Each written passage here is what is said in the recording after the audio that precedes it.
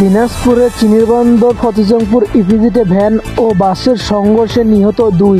আজ 3 ডিসেম্বর বুধবার সন্ধ্যায় এ ঘটনা ঘটে।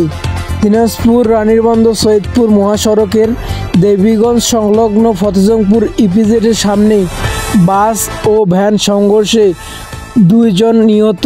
চিনিরবন্দর ফায়ার সার্ভিস ইউনিট এসে উদ্ধার কাজ শুরু করে।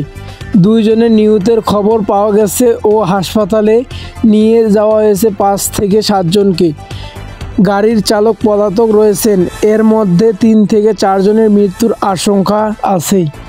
বিস্তারিত আপডেট পেতে উত্তরের নিউজের সাথেই থাকুন।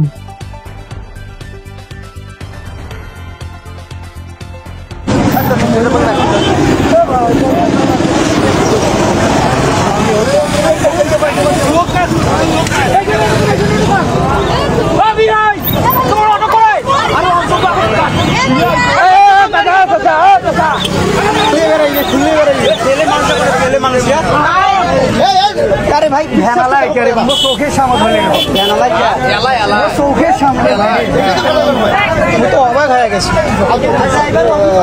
বাসখান ধারাম করে আগে দিলা ব্যাংকের কামে দে শেষ এ ড্রাইভার ধরেন না কে ওই মাদার সুদ গেল কই ড্রাইভার মাদার তো কাম করে লাগে দিয়া এই শেষ করে এটা খুঁড়ি বাকা দিবে রে এটা খুঁড়ি না পা তো তল ঢুকি আছে ত্রিপল লাইনে ফোন দেয় নাই মহিলা ভাই এটা ত্রিপল লাইনে ফোন দাও কেন ভাই রে